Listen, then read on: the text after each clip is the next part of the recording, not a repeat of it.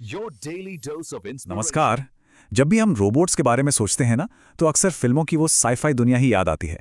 लेकिन आज की इस चर्चा में हम उस कल्पना से आगे बढ़कर देखेंगे कि रोबोट्स असल में हमारी दुनिया में कहाँ-कहाँ मौजूद हैं और हमारी जिंदगी को कैसे बदल रहे हैं। तो एक सवाल से शुरू करते हैं। रोबोट, ये शब्द सुनते ही मन में क्या आता है? क्या कोई इंसान जैसी दिखने वाली मशीन की तस्वीर बनती है या फिर कुछ और? ये जानना ना बड़ा दिलचस्प है, क्योंकि हमारी कल्पना है तो असलियत को देखने का एक तरह से चश्मा होती है। देखिए, फिल्मों में तो रोबोट्स को अक्सर इंसानों की तरह दिखाया जाता है, जो सोच सकते हैं, महसूस कर सकते हैं। पर आज की हकीकत इससे बिल्कुल अलग है। असल दुनिया के जो रोबोट्स हैं, वो किसी खास काम को करने के लिए बनाए जाते हैं। वो ऑटोमेटिक होते हैं और अपने काम में माहिर होते हैं, भावनाओं में नहीं। तो हमारे आसपास मौजूद रोबोट्स को ढूंढने के लिए सबसे पहले तो हमें यह समझना होगा कि असल में एक रोबोट होता क्या है। तो चलिए इसकी परिभाषा को जरा ठीक से समझते हैं। तो सीधी सी बात है, रोबोट एक ऐसी मशीन है जिसे प्रोग्राम किया जा सकता है। उसका इंसानों जैसा दिखना बिल्कुल जरूरी नहीं है।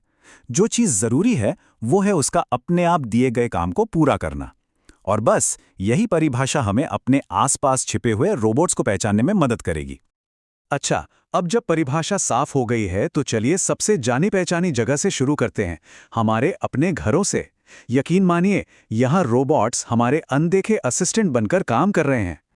जरा सोचिए, घर की सफाई करने वाला रोबोटिक वैक्यूम, या हमारी आवाज पर गाने बजाने वाला स्मार्ट स्पीकर, यहाँ तक कि हमारे पालतू जानवरों को टाइम पर खाना खिलाने वाला फीडर, ये सब असल में खास तरह के घरेलू रोबोट ही तो हैं। ये वो मशीनें हैं जिन्हें एक खास काम के लिए प्रोग्राम किया गया है।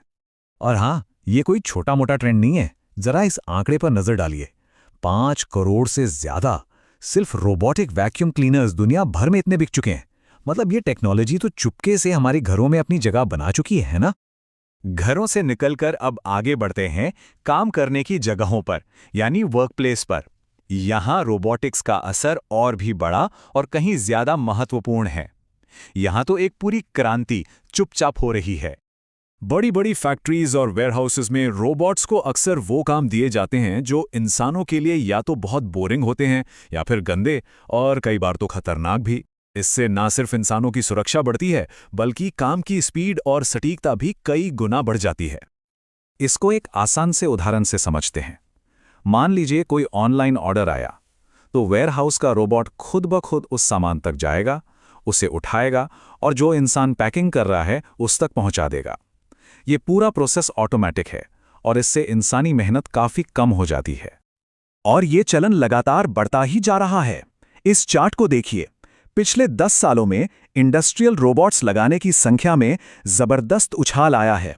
तो ये कोई भविष्य की बात नहीं है, ये एक बड़ा औद्योगिक बदलाव है जो अभी इसी वक्त हो रहा है। चलिए अब जरा वर्तमान से भविष्य की तरफ देखते हैं और समझते हैं कि कैसे ये एडवांस्ड रोबोटिक्स मदद करने के तरीकों को, मतलब जो संभव है उसकी हदों को ही बदल रही है। मेडिकल की दुनिया इसका एक बेहतरीन उदाहरण है।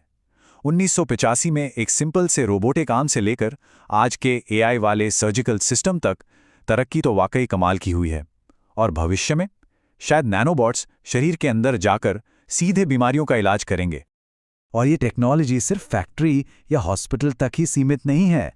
अब तो रोबोटिक्स, हेल्थ केयर, खेतीबाड़ी, स्पेस एक्सप्लोरेशन और साइंटिफिक रिसर्च जैसे बड़े बड़े सेक्टर्स में भी फैल रहा है।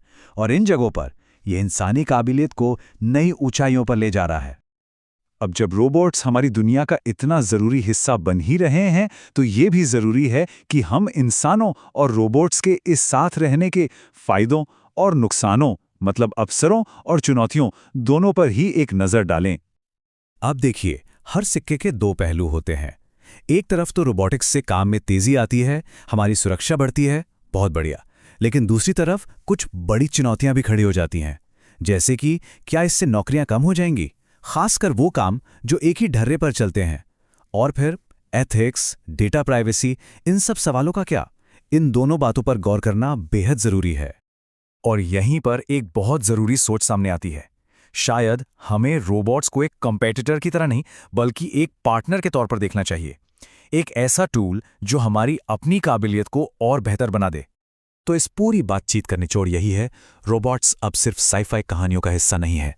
ये वो टूल्स हैं जो हमारे काम करने, जीने और यहाँ तक कि ठीक होने के तरीके को भी पूरी तरह से बदल रहे हैं। तो आखिर में एक बड़ा सवाल हमारे सामने आकर खड़ा होता है। जब मशीनें वो सब काम करने लगेंगी जो कभी सिर्फ इंसान ही कर सकते थे, तब हमारा यानी इंसानों का मकसद क्या रह जाएगा? ये एक ऐसा सवाल है जिसका जवाब हम सबको मिलकर ही ढूंढना होगा।